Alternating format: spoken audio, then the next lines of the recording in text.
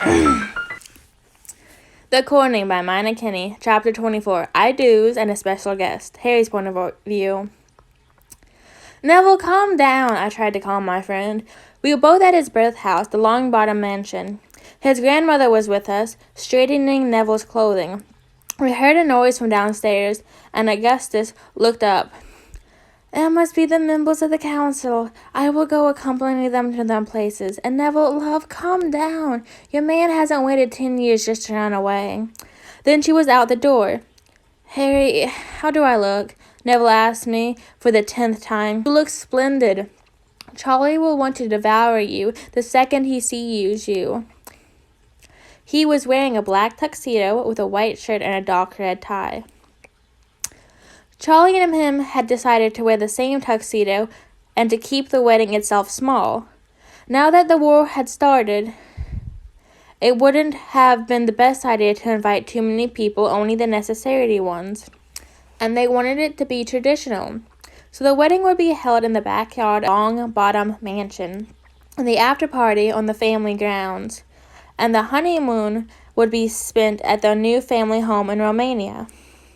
That would leave me without an enforcer for 2 weeks, but Mother had taken an oath to make him my substitute enforcer for the time.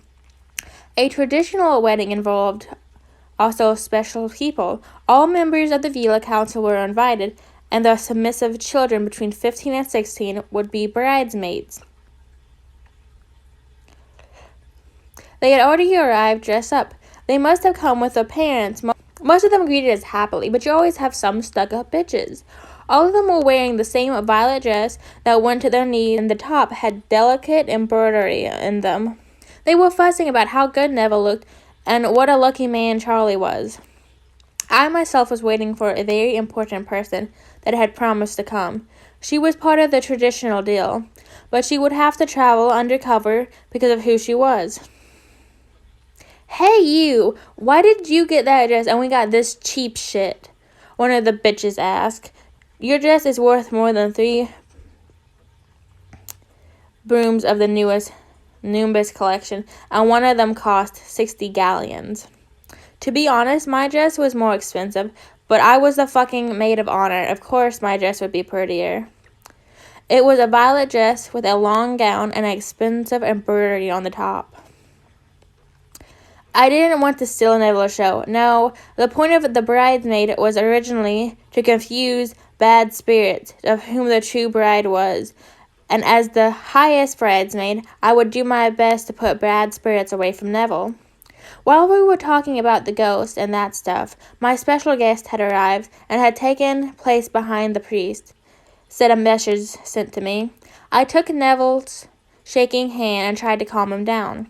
His grandmother had came back and informed us that it was starting. I checked everybody over and stood in the front of our little march. Neville had given his child amulet to his grandmother, signaling that he was now not her child anymore but a grown man. We slowly started walking, leaving Neville's old room, going downstairs and into the backyard.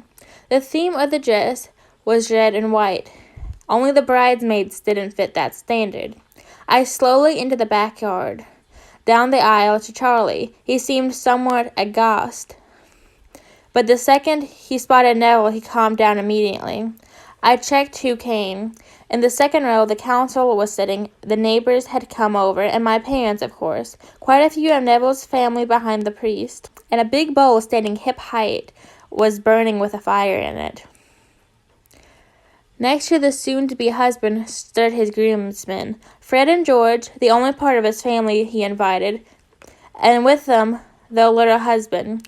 We didn't know Charlie's best man, but I guessed he's someone he worked with. I turned to stand in my place where the bridesmaids set themselves down in the seats in the first row. Augustus gave the hand of her grandchild to Charlie and quickly sat down in her chair, tears in her eyes. Charlie grabbed Neville's hand immediately, not wanting to let go.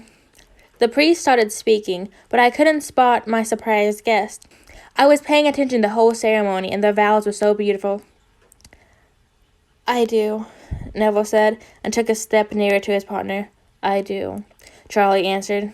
You may kiss the groom, the priest said, and they did just that. It was a sweet kiss, full of love, and they didn't stop until they heard moving. A group of people entered. I was scared until I saw a streak of pale blonde hair.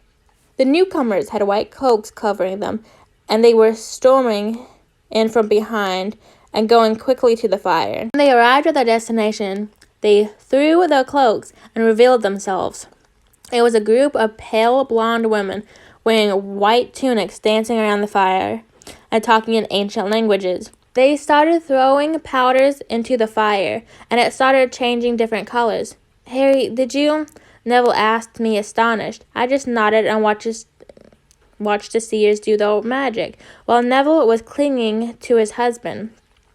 Suddenly, the dancing girls fell to the ground unconscious. The big fire grew bigger and abruptly fell down, waving over the bowl, falling down into the seers, but it didn't burn them. It seemed that the girls absorbed the muted color fire. When all the fire had waved out of the bowl, the girls, one after another, stood up. The last one was my special guest. The other girls helped her up, and they said something to her in their language. Then they jumped around and hugged her. Is it something good? Neville asked, and I shrugged my shoulders. Seers often need special occasions to have a vision. Luna left her group and came over to us and hugged Neville first, then me, and at the end Charlie. What did you see, Luna? I asked. I can't tell you what I saw, but I can tell you my interpretation. We all nodded enthusiastically. It's just so happy. That was my first vision where I got to see the main part. It was really great. Luna, the interpretation, I urged. Like all seers, because of Luna's brain capacity, she was often carried away. Yes, you will be really happy, but you won't stay here in England for long anymore.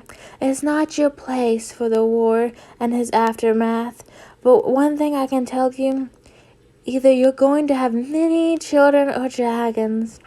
And Neville, don't let anybody fool with you. That was all she said about their future. We all talked a little bit after about our lives, but soon Neville and Charlie needed to talk to other guests and left me and Luna alone. And how is it at your new home? Luna looked spaced out, but answered, It's real nice. My sisters accepted me really fast, and they helped me with my thoughts. They told me that seeing things that aren't there are more of my brain making up stuff so I can interpret it. Strange, huh? So novels aren't real? I asked after hearing her talk about them so often. I was beginning to believe in them.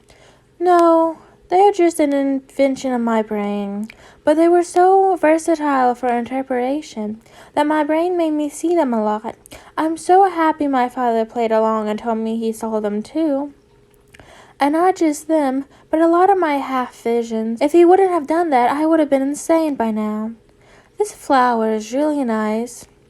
And there she left. Not literally, but her attention span was finished. The vision must have taken a lot of her energy. She was looking at the flowers in the garden when I was called for pictures. I wanted to run over to it, but I was stopped by a council member.